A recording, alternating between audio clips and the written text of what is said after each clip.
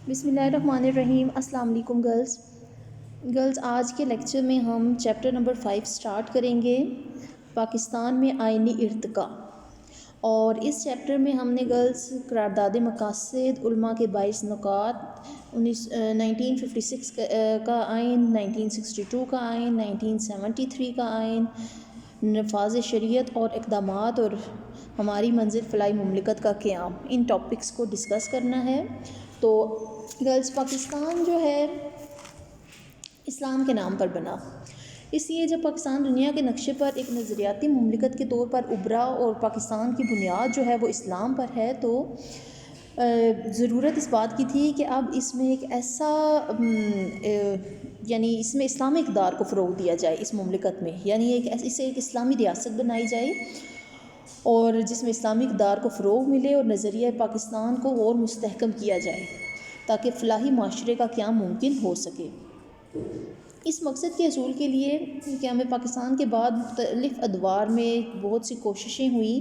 ان میں سے پہلی جو کوشش تھی وہ قرارداد مقاصد ہے،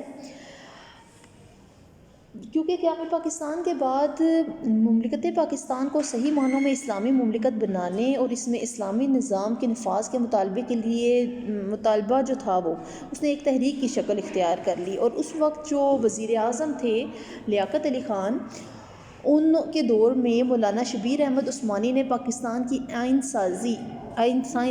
ساز اسمبلی میں 12 مارچ کو ایک قرارداد مقاصد پیش کی، 12 مارچ 1949 کو، اور قرارداد مقاصد میں پاکستان کے لیے آئندہ کے دستور کی سازی کے لیے رہنما اصولوں کی مختصراً وضاحت کی گئی۔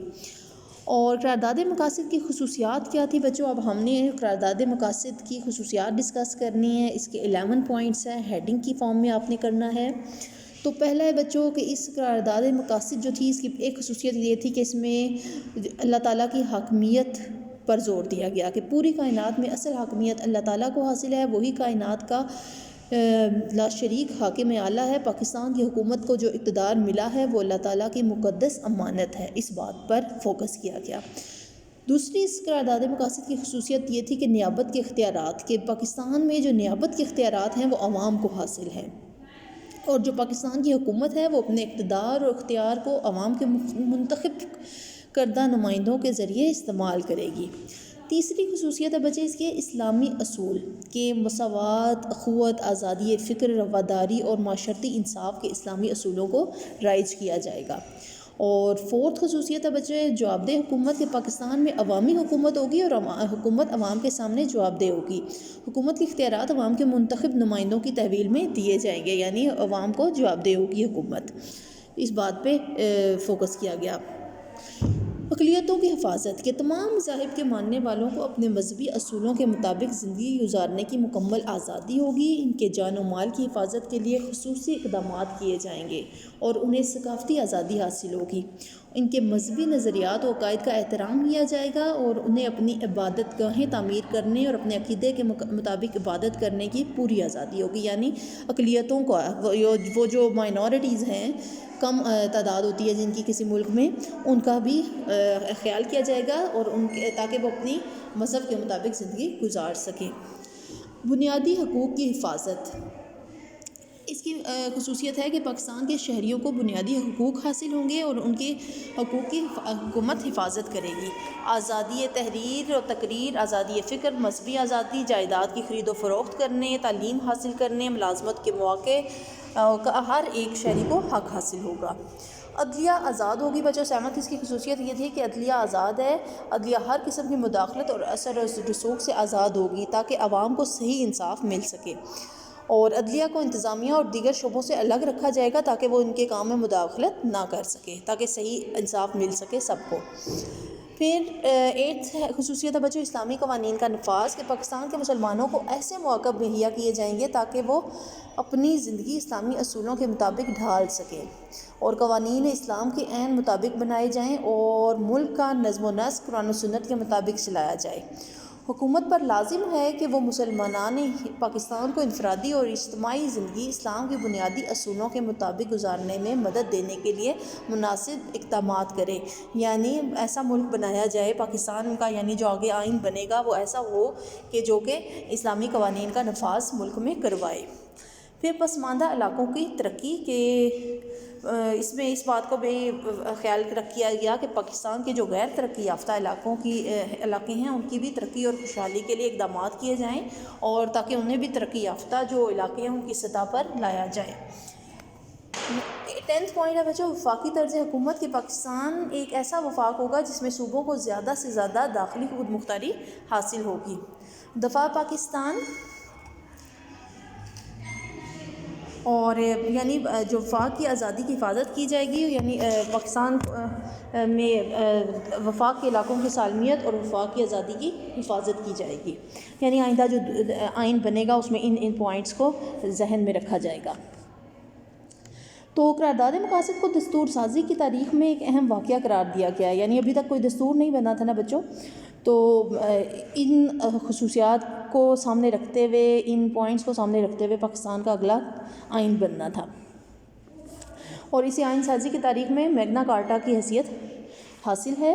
اور قرارداد مقاصد کی آئینی اہمیت کا اندازہ اس بات سے کیا جا سکتا ہے کہ وہ پاکستان کی آئندہ کے تمام دساتیر میں بطور دپاچہ شامل ہے، اور قرارداد مقاصد پاکستان کی دستور سازی کی تاریخ میں جو حیثیت رکھتی ہے، اس میں ان تمام اصولوں کی وضاحت کی گئی ہے جو آئندہ دستوری نظام کی بنیاد بننے والے تھے۔ اس قرارداد مقاصد میں یہ بھی اب یہ اہمیت ہم ڈسکس کر رہے ہیں کہ قرارداد مقاصد کی کیا اہمیت ہے، تو یہاں سے اب آپ اہمیت اگر آ جائے تو آپ یہاں سے شروع کریں گی۔ تو قرارداد مقاصد جو ہے وہ دستور سازی میں سنگ میل کی حیثیت رکھتی ہے، اس میں ان تمام اصولوں کی وضاحت کی گئی ہے جو آئندہ دستوری نظام کی بنیاد بننے والے تھے، اور اس قرارداد میں یہ وضاحت کر دی گئی ہے کہ پاکستان کا آئین اپنے مزاج کے لحاظ سے اسلامی ہوگا۔ قرارداد مقاصد جو ہے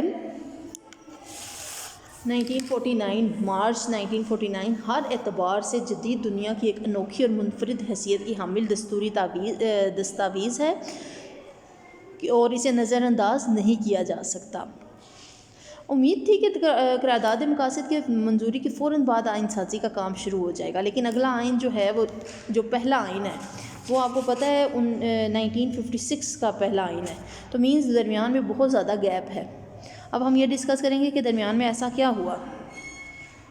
تو امید تو تھی کہ قرارداد مقاصد جو 12 مارچ 1949 کو پیش کی گئی تھی اس کے فوراً بعد ملک میں آئین سازی کا کام جو ہے وہ شروع ہو جائے گا، اور شروع ہوا بھی، لیکن درمیان میں ڈیلے آ گیا تھا کہ 12 مارچ 1949 کو مولوی تمیز الدین خان کی زیر صدارت 24 ممبران کی ایک کمیٹی بنائی گئی جس کو بنیادی اصولوں کی کمیٹی کہا جاتا ہے، اور اس کمیٹی کو قرارداد مقاصد کی روشنی میں پاکستان کے لیے ایک نیا آئین بنانے کے لیے بنیادی اصولوں کا تعین کرنا تھا، اور بنیادی اصولوں کی کمیٹی نے آئین کے بنیادی ڈھانچے کی تیاری کے لیے 3 اہم کمیٹیاں قائم کی: ذیلی کمیٹی برائے عدلیہ، یعنی ذیلی کمیٹی برائے وفاق اور تفویض اختیارات، اور دوسری تھی ذیلی کمیٹی برائے عدلیہ، اور تیسری تھی ذیلی کمیٹی برائے حق رائے دہی۔ پاکستان کے 2 بازو مشرقی پاکستان اور مغربی پاکستان تھے، اور دونوں کے درمیان 1000 میل کا فاصلہ تھا۔ دونوں حصوں کی آبادی، زبان اور تہذیب و تمدن میں بھی تفاوت موجود تھا۔ مولوی تمیز الدین کا جو اپنا تعلق تھا وہ مشرقی بازو سے تھا۔ انہوں نے دونوں حصوں کے مزاج اور خواہشات کو مد نظر رکھ کر 7 ستمبر 1950 کو اپنی عبوری رپورٹ پیش کر دی، اور اس رپورٹ میں انہوں نے 2 ایوان بالا اور ایوان زیری تجویز کیے۔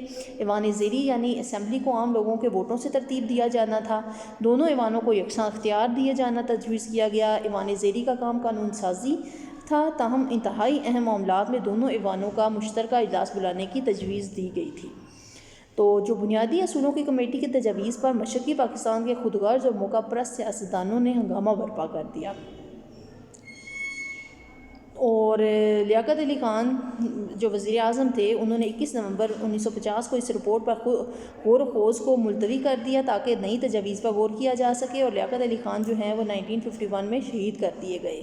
اس طرح آئین سازی کا کام سیاسی کشمکش کی نظر ہو کر رہ گیا۔ پھر نئی تجاویز طے کرنے کے لیے آئین ساز اسمبلی نے ایک ذیلی کمیٹی مقرر کر دی. اس ذیلی کمیٹی نے 22 دسمبر 1952 کو وزیر اعظم خواجہ ناظم الدین کو رپورٹ پیش کر دی, اور اس کمیٹی نے بھی, یعنی یہ جو ذیلی کمیٹی تھی, اس نے بھی 2 ایوان تجویز کیے, اور اس فارمولے میں مشرقی پاکستان اور مغربی پاکستان کے مختلف صوبوں کے درمیان مساوات کے اصولوں کو اختیار کیا گیا تھا. اس رپورٹ پر بھی مشرقی پاکستان میں عدم اطمینان کا اظہار کیا گیا, جس کے نتیجے میں دوسری رپورٹ بھی غیر معینہ عرصے کے لیے ملتوی کرنا پڑی. تو مینز اور زیادہ ڈیلے آتا گیا دستور نیا پاکستان کے لیے دستور بننے میں. پھر 1953 میں محمد علی بوگراج وزیر اعظم مقرر کیے گئے, تو انہوں نے آئینی تعطل کو دور کرنے کی پوری کوشش کی. چنانچہ انہوں نے محمد علی بوگرا فارمولہ اکتوبر 1953 میں اسمبلی میں پیش کر دیا, اور اس میں بھی جو تجاویز تھی تو 2 ایوان تجاویز کیے گئے. ایوان بالا دونوں صوبوں کو برابر نمائندگی حاصل تھی, اور ایوان زیری یعنی اسمبلی میں آبادی کے تناسب سے نمائندوں کا انتخاب کیا جانا تجویز کیا گیا. اور اس میں بھی اہم معاملات میں دونوں ایوانوں کی, ایوان بالا اور ایوان زیری جو تھا, ان کی نمائندگی برابر رکھی گئی. محمد علی فارمولہ ایک متوازن اور مفاہمتی فارمولہ تھا. یہ آئینی تعطل کو دور کرنے اور آئینی مسائل کو حل کرنے کی ایک مخلصانہ کوشش تھی, لیکن 24 اکتوبر 1954 کو گورنر جنرل غلام محمد نے اسمبلی کو توڑ کر اس کوشش کو ناکام بنا دیا, اور قومی اسمبلی کے جو اسپیکر تھے مولوی تمیز الدین نے گورنر جنرل کے اس غیر آئینی حکم کے خلاف سندھ ہائی کورٹ میں اپیل دائر کر دی, اور سندھ ہائی کورٹ کے فل بینچ نے متفقہ طور پر مولوی تمیز الدین کے حق میں فیصلہ دیا, اور سندھ ہائی کورٹ کے فیصلے کے خلاف حکومت نے فیڈرل کورٹ میں اپیل دائر کر دی, اور فیڈرل کورٹ نے 21 مارچ 1955 کو حکومت کے حق میں سیاسی فیصلہ سنا دیا. تو مینز ہم نے اب ڈفرینٹ وہ پوائنٹس ڈسکس کیے ہیں کہ کس وجہ سے آئین جو ہے وہ 1949 کو جب قرارداد مقاصد پیش کی گئی تو اس کے فوراً بعد آئین کیوں نہ بن سکا.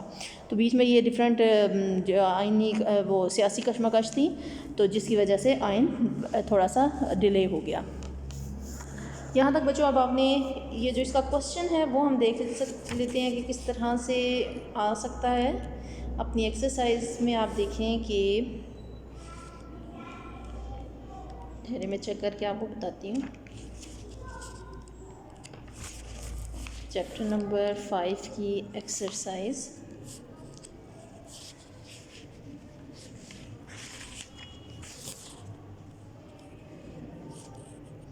ہاں جی, قرارداد مقاصد 1949 کی خصوصیات و اہمیت بیان کریں, یا قرارداد مقاصد کی اہمیت بیان کریں. تو اس میں آپ خصوصیات بھی لکھیں گی گرلز. تو اس طرح سے یہ کوسچن لکھنا ہے, اور ساتھ میں یہ جو آخر میں یہ جو سیاسی کشمکش کو ڈسکس کیا ہے نا گرلز, تو یہ بھی آپ بیچ میں ایڈ کر دیں اپنے آنسر میں. تو اس طرح سے اپنے آنسر کو آپ تیار کر لیں. ٹھیک ہے گرلز, آج کا لیکچر یہاں تک. کل انشاءاللہ نیکسٹ لیکچر میں مینز ہم آگے ڈسکس کریں گے. اوکے, اپنا خیال رکھیے گا. اللہ حافظ.